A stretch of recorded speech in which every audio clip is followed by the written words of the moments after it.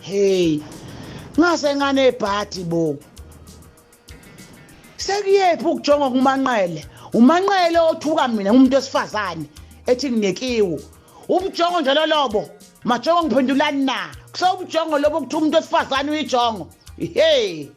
2 manqele. Awungitshele mfethu. Uhlule ukuphendula umbuzo engubuza izolo ukuthi yipi kanti ihitho nowayishaya uhamba wedwa.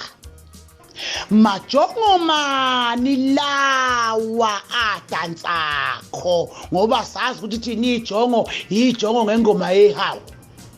Nathatha umaskandi manqale nawenza idance senzolo uWelile. Nonke ninamajongo elilandela umanqale elifeqo zakho ngama dance nibe nithini ngamajongo. Ijongo njani lele dance kanje? Amajongo kodwa yini ijongo? Kahle kahle ke ningiphenduleni yini ijongo? Yini ijongo? Manqale mina bengikhuluma iqiniso bemele ungiphendule kahle ngoba umuntu wesifazane. Ngiyakubuza ngithi mina uyonabukeliswa amaphara nefebe koze kube nini ngoba yikho ingoma yakhe siyasiwe. Leli qiniso leli libabayo leli selikwenze wena manje usungithuka kanje umuntu wesifazane manqale. Ekubeni mina ngibuza umbuzo wodwa ngathi iyipi hit owakwayenza uhamba wedwa unganabukelisiwe? Ayikho. Yipi ingoma yehawu? Ayikho. Yipi ingoma yebongo nawo? Ayikho. Nayo unabukeliswe umphako. Ngihamba manga yini? Ngihamba manga. Kahleki bafethu. Ngadlali ngathi manqale ungayithinti semgodini. Mbuzo umuklini ngabi.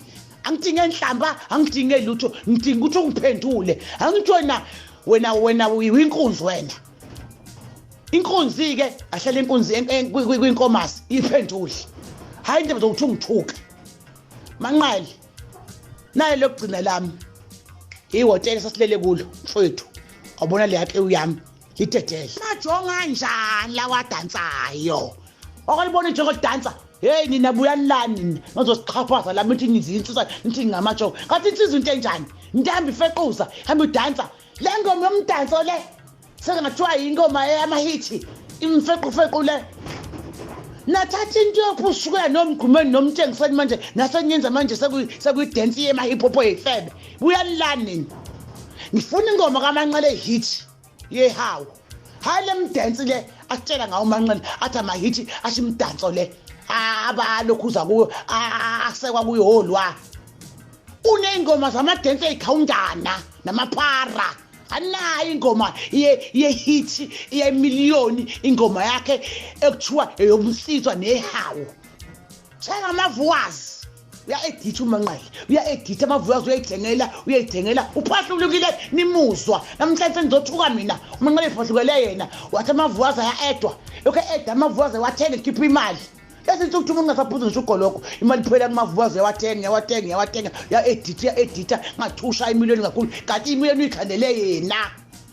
Yonke into yakho inabukelisa lo kathele majongo ngingamajongo habe nidansa nje ubujongo lobo ngathi yini ubujongo yini insizwa ungadlali ngathi nini